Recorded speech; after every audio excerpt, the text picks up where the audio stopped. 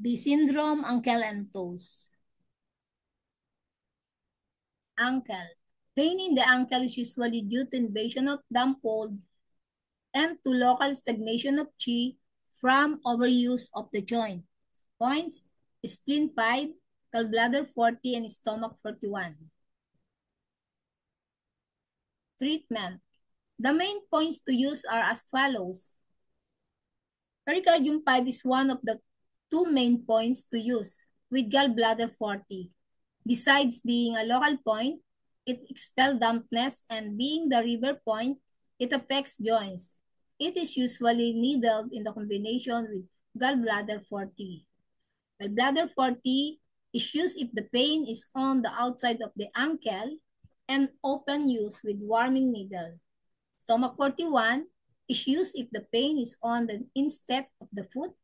It also expels dampness. It should be needled perpendicularly at least half an inch. Toes treatment. The main points to use the pain in the toes are as follows. Wapping extra points. These are located on the dorsum of the foot, proximal to the margins of the web. They expel cold and dampness from the foot. Stomach 41 is useful adjacent point to use.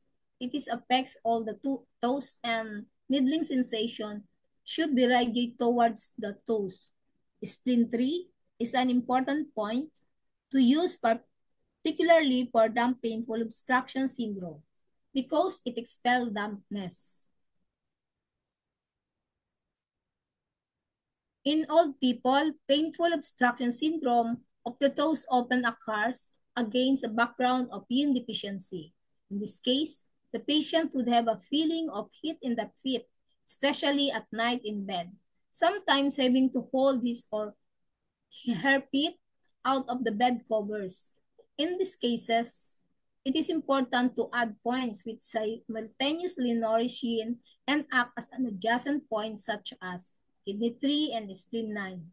For both these points, and particularly for kidney 3, the needling sensation should radiate to the toes. Thank you for your attention.